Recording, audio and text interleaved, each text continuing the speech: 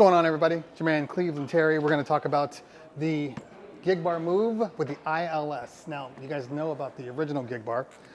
It was, needless to say, I didn't love it. But this one's supposed to be a lot better because it's a lot brighter. And it has a new feature with this, which is ILS, which allows you to communicate with other devices. We're not doing that today. We're only testing how good the quality of the light is, because that's the most important part. So let's take a look. I want to say one thing right off the bat. Bag is still the same, which means this bag is going to fall apart. I pretty much guarantee you. It is what it is. All right. Let's see here.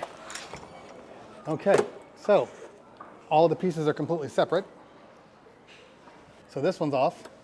So this has happened over shipment.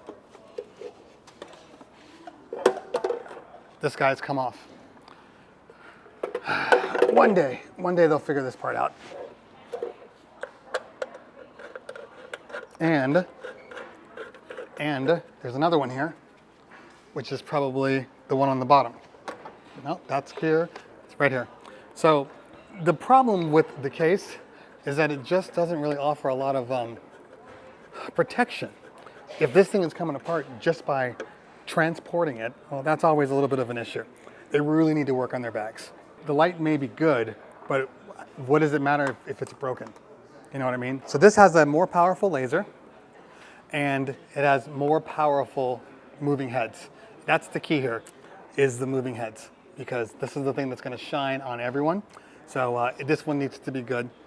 It has more powerful lights, and these, you guys know how I feel about these. I could care less if they're on here at all. We're going to aim them up towards the ceiling anyway, and we'll see how it works. Still your standard IEC cord, which is good. It's a nice long cord. I do appreciate that. Yeah, this is a nice long cord. So you shouldn't have to swap it out with anything else. This should be good enough. Today we're going to use the remote, but we're also going to use the sound switch right here. We're going to see, if there's any differences. Hopefully, sound switch has already set this thing up, so I don't have to do any programming. I can just turn it on and go. But for anybody that wants to know, you do have this handy dandy remote with an antenna, and well, it's already on, so we'll see if it's on. Let's see, blackout. No battery. It looks like the stomp pad on this one is wireless, because I'm seeing a battery here, and the stomp pad is over here, and there's actually a space for it, which I don't believe was on the first one, but I could be wrong, but I don't believe it was on the first one. Okay. Blackout, blackout, strobe, strobe, dim,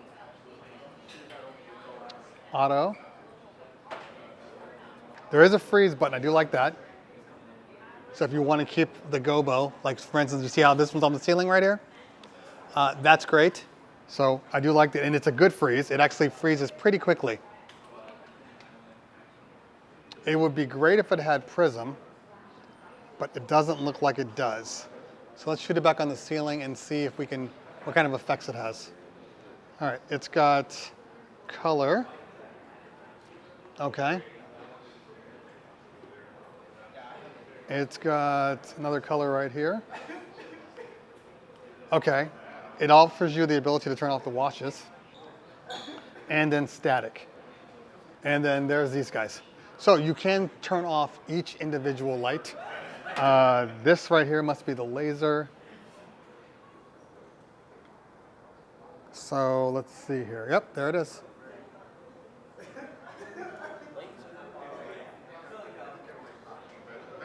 It's actually a decently strong laser. With a good hazer on it, it'd be okay. So chances are I'm going to run auto. We'll plug it in with the handy dandy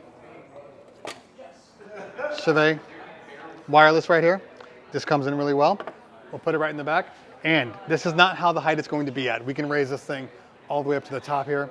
But so far, so good. The brightness is good. I'm in a small room, so it makes it a little easier because I am in this room this size. In a bigger room, I still don't necessarily love the amount of light coming from the washers. I think it could be a little brighter, but good nonetheless. So we'll test it throughout the night and we'll see how it goes. So I now have the Move up. It's all set up, ready to go. I got it connected to my sound switch, and it was pretty easy. In sound switch, there was only one channel. There was like a 50. So I put that in there, and I'm currently using DJ, but I tested it in Serato first. With DJ, you have to set up through Ableton Link. With Serato, you just turn it on. All my programs are fine. I just had to readjust where the placement was. And hey, you. Hi, people. What's up? Ready to rock? That's Liz. That's Liz. So far, so good. It is bright. I will tell you this. I'm very impressed by how bright it is. We'll check it out later on when we start the dance party part of it, and we'll see what happens.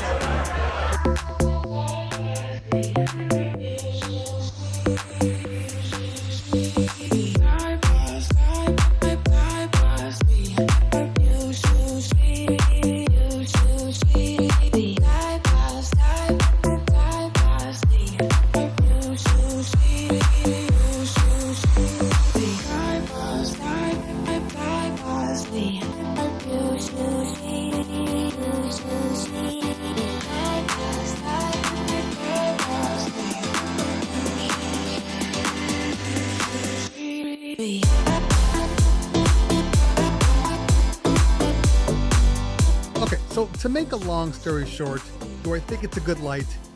Yes, I do. It's a much better light than the previous Gig Move was.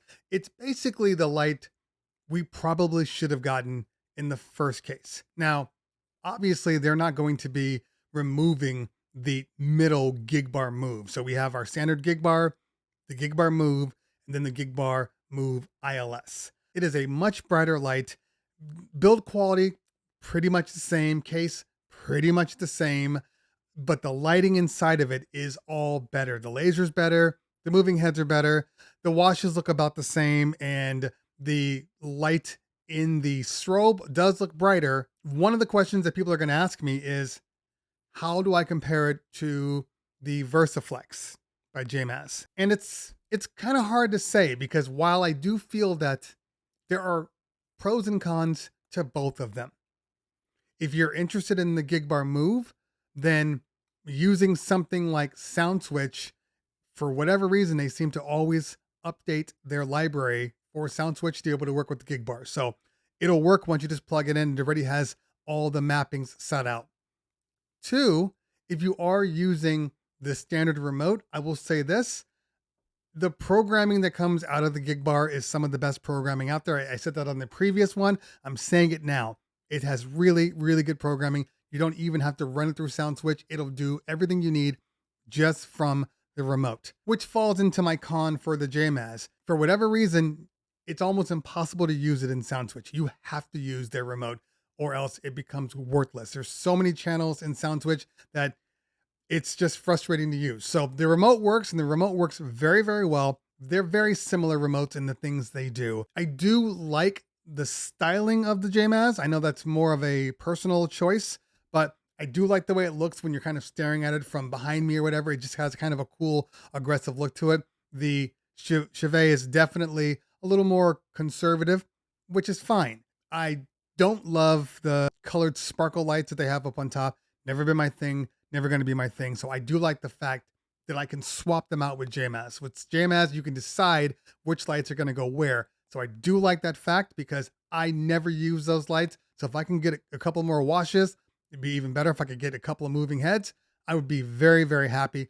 You're not going to get that with the Chevet, and they're about the same price. So it's really up to you to kind of decide what works better for you. If you are interested in the ILS ecosystem, well, then there's only one choice, and that is the Chevet Gig Bar Move with ILS. And I'm sure that in the coming months, you're going to see a lot more fixtures available with ILS. And for the people that are interested in that, for the people that want that kind of ease of use, kind of like Ape Labs right behind me, well, then you don't have a choice. You have to go ILS. You're not going to get that with the VersaFlex at this point in time. For that reason alone, Chevet is a better choice if you're trying to build that ecosystem up. Chevet is a better choice if you want it to work with SoundSwitch and you want it to be kind of dumbed down, easy to program. If you like the customability, then the VersaFlex is definitely going to be better for you, because you can decide what you want in each thing.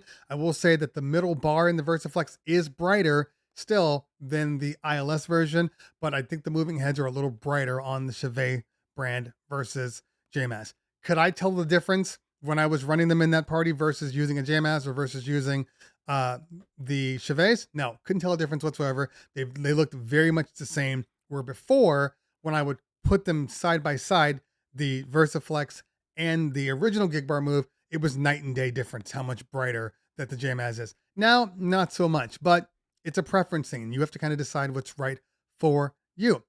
I like them. I bought it with my own money. It's not going anywhere. Chevet definitely didn't pay me to do this review because they don't. You'll be happy either way. No matter which one you choose, you'll be happy. All right, guys, if you found this useful, hit that like button. If you found it really useful, hit that subscribe button. Make sure you follow me on the Instagrams and the Twitters. Get on my Discord because that's where we're talking about all things Cleveland Terry. Make sure you follow me on my socials, specifically with Instagram. Get on there because I'm doing a lot of content that I don't put on YouTube. Guys, girls, always a pleasure. If I don't talk to you later, we'll talk soon. Peace.